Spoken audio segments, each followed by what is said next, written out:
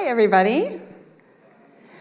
Whew, my inner critic is telling me don't follow Mary Jo, but I have no choice.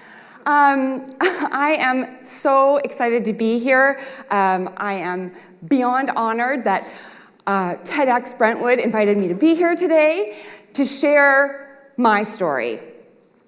Now, I am a writer, an artist, a curator, and I have an inner critic who is a jerk. These are just a few of the gems my inner critic likes to throw out in situations just like this. When I was a kid, I was the art kid. But, I hadn't met my inner critic yet.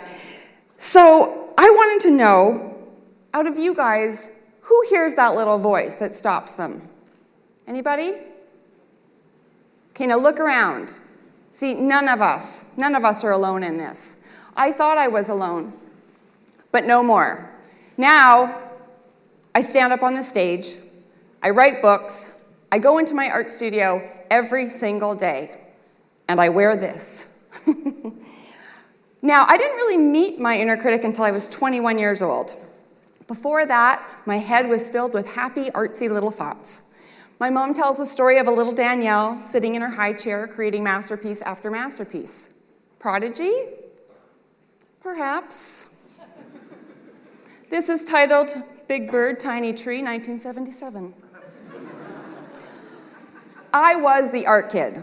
I sewed my own toys. I made paintings for all my friends, even if they wanted store-bought birthday gifts. And in high school, I was on the yearbook committee. All good. So off I went to art school. It did not go well.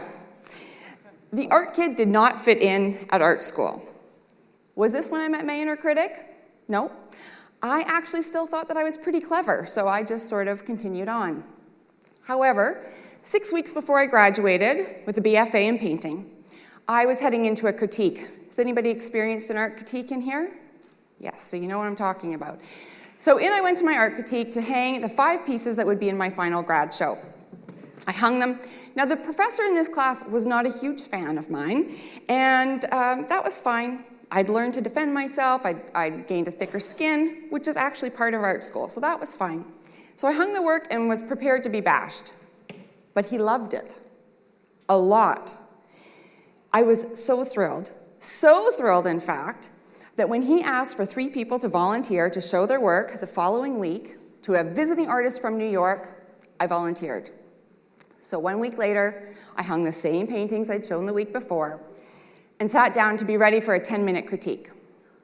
Well, that critique lasted 30 minutes, in which I was completely torn apart by my classmates and the professor who said that he loved it a week before. Now, normally I was good at defending myself. I was so blindsided, I did this and tried really hard not to cry. And at about 23 minutes into that 30 minutes, my painting prof said to me, a painting major about to graduate,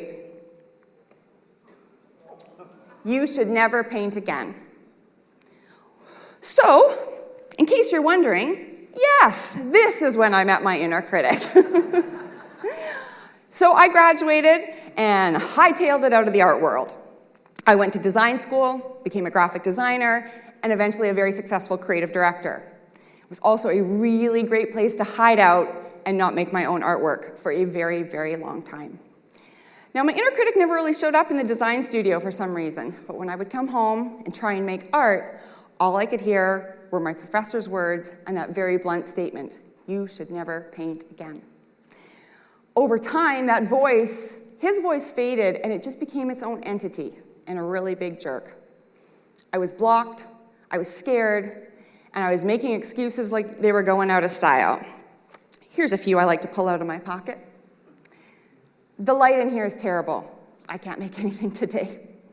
This paper isn't quite right, so I can't make anything today. That idea isn't perfect yet, so clearly I can't make anything today. And all of this is just really frivolous and a huge waste of time, so I can never make anything ever again." I think it's that final one that makes me the most mad. Creativity is frivolous. Oh yeah? Tell that to Picasso or Shakespeare or any other creative professional for that matter. We all have to think about where did that come from though?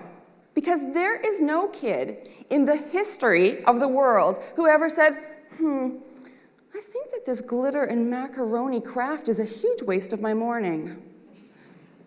This is the kind of junk that our inner critic throws out. The words that your inner critic gives you is really just a collection of fear-based words from a very insecure bully. We all need to put on matching shirts, march in a little circle, and say no to bullying. Now, the inner critic is not that different from a bully on a playground. They have their go-to jabs that they know are going to get you. So you heard what mine had to say at the beginning of all of this. But I wanted to know what other people heard. So I put it out to my Facebook and Instagram community just to see, and I thought maybe I'd get 20 back. Within an hour and a half, I had over 550 comments. Do you know who is the most unoriginal, uncreative thinker? Inner critics. Of those over 550 comments, there were really only a handful of things that came up over and over again. Here they are. You have nothing meaningful to say. You're just adding to the bleeping noise. You're going to fail anyway, you loser. Don't waste time trying. There are so many people that are so much better than you. You're tired. Just start tomorrow. Wow, you are so effing lazy. Does that look familiar to anybody? Okay, so we're going to do a little exercise. I want you to pick the one that sounds most like your inner critic. If your inner critic's jab is not up there, you know what it is, and I want you to get it in your mind. Okay? Now I want everyone to stand up. Turn to the person beside you. Decide who's going to go first. Okay, listen. And with the most attitude you can muster, yell, take those words out of your head and yell them at that other person, and then they'll yell it back to you.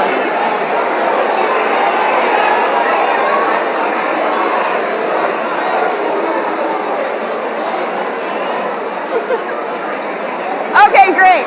Have a seat.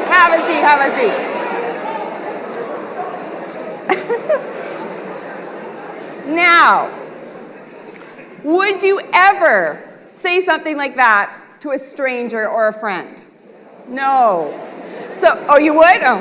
So, why on earth do we say this to ourselves? It is bullying, it's emotional abuse, and it is not okay. I allowed that one moment in my undergrad to give my inner critic life. And over the last few years, with writing the books and traveling, I've had the opportunity to talk to so many creative people. And I've sort of come down to 4 tricks that have helped make my inner critic, well, less of a jerk. Yeah. This is when I wrote my first book, but my inner critic didn't actually think that I did. But when I wrote my first book, I reached out to an artist named Amanda Happe from Toronto, and I asked her how she deals with negative criticism.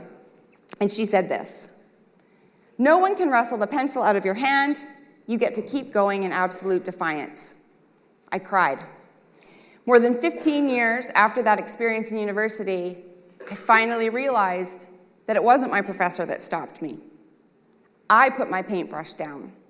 It was my responsibility to pick it up the next day, and the day after that, and the day after that.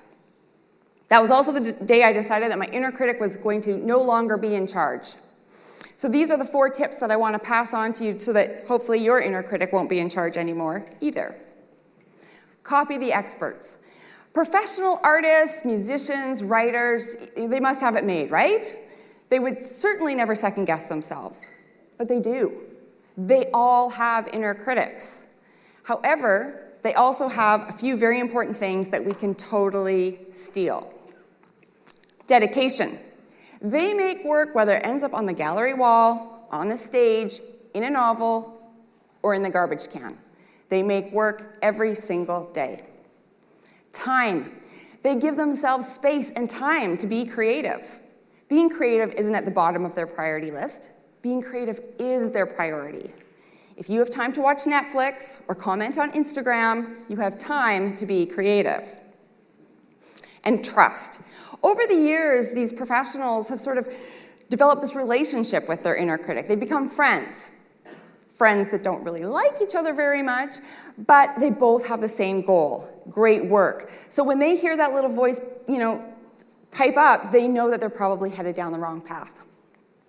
Okay, tip number 2, give it a name. So, confession time.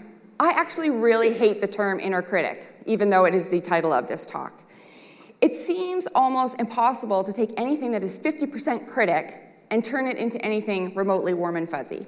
So I was speaking at a conference a couple of years ago, and I met a high school student, and he said that he calls his inner critic Arlo.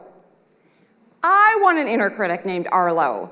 Sure, Arlo might have a bad day from time to time, but I feel like we have a better shot at being friends than me and my inner critic. So, if you don't have another name for yours, I suggest you come up with something cute and unthreatening, maybe Gordon or Lydia, whatever works for you. That way you can kind of tell Gordon to take a seat. 3, say thank you. This sounds ridiculously easy, but it is actually really hard. When somebody compliments you, say thank you, instead of giving them an itemized list of flaws. For example, if someone says, "Oh, I love that drawing," and you say, "Well, I don't love that top part, and I didn't really have the pencil that I wanted to use," your inner critic will be in heaven. To shut Gordon and or Lydia down, simply say, "Thank you," and practice being proud of yourself, even if you are completely faking it at first. Every time you do this, your inner critic loses a bit of power, which is exactly what we want. And finally, translate and rewrite. So, bedside manner is not exactly a strong suit of the inner critic. There might be a bit of truth there, but because the message is being delivered by an asshole, it's really hard to listen. So put your gloves down, take a deep breath, and then translate and rewrite what it said. So, let's try it on Arlo. "You're not Elizabeth frickin' Gilbert." Yes, I realize that. She is a smart, articulate author whom I admire. But you know what? So is Danielle frickin' Krysa. All of us have something important to say, stories we want to share, and we should do that no matter what the jerks have to say. So this was the #1 landslide winner from Facebook and Instagram. "You're going to fail, don't waste time trying." Youch. So we change it to this. "Oh, I'm going to fail, like a genius." Fail, experiment, learn, play, repeat. That is actually how geniuses become geniuses. You need time to become a genius, and you need to fail along the way. The next time your inner critic pipes up, I want you to stop whatever you're doing and jot it on a little card. Immediately flip it over and write the positive opposite. Stick that on your fridge, your bathroom mirror, your studio wall. And before you know it, you'll be completely surrounded by supportive statements that shut Gordon and Lydia and Arlo up. And finally, I just wanted to say, if you guys take all of these points, you put them together, you're going to have an entirely new relationship with this little voice. Little being the key word. Sure, it'll probably tag along with you everywhere you go, but step up on the stage and wear whatever you want, because you look fabulous. Thank you.